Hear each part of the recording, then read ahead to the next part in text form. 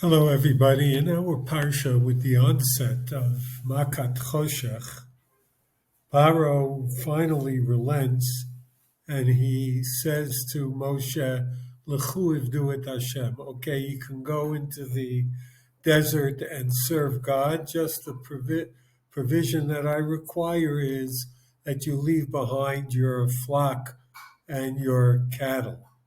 Moshe Rabbeinu protests to this and says, absolutely not. We are going to take all of the animals with us.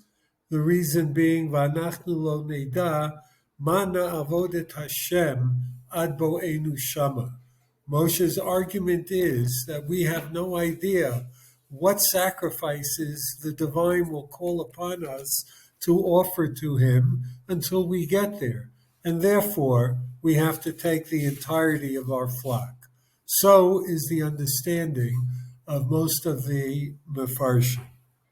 However, there is an interesting insight offered by the Chidushei Harim. He says, what does it mean, lo neda mana avod? This has an ethical and moral implication for every single Jew. We lead our lives on this earth thinking that we know how to serve God. And the truth is, whether or not we are correct is something that will be known only when we get there to Olam Ha'emes after 120 years. Sometimes a person can live a life where he thinks he's quite the pious one, only to find out that the opposite is true. Or someone can think during his lifetime that he maximized his efforts and abilities to the utmost, only to find out that he was rather wasteful in that regard.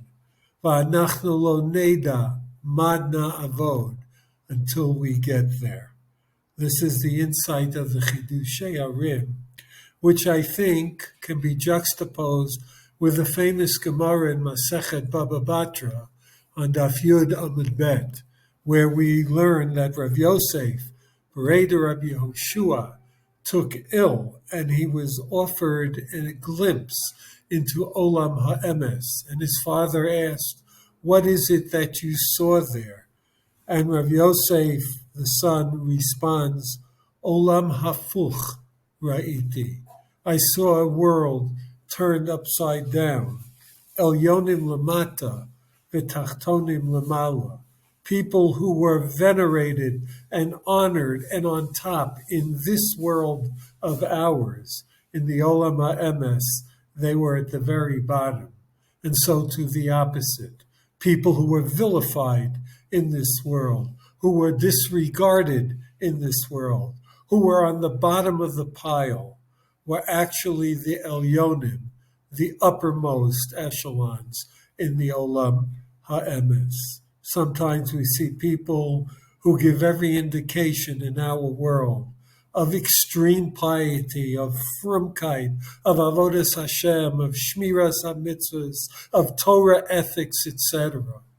But who knows that in the Olam Ha'emes, it may turn out that they were not all that observant and pious, or people who apparently are very successful in this world, as opposed to people who are not too successful. But in the Olam Ha'emes, it turns out that the quote-unquote non-successful people maximized every talent and ability that God gave to them to function in this world, whereas the people who apparently accomplished so much in this world were but observing a fraction of their abilities in action. V'anachnu lo neda. We have to constantly be searching our innermost selves, to be scrutinizing whether in fact we are doing our very best, whether we are observant inside as much as we appear to be on the outside. Shabbat Shalom.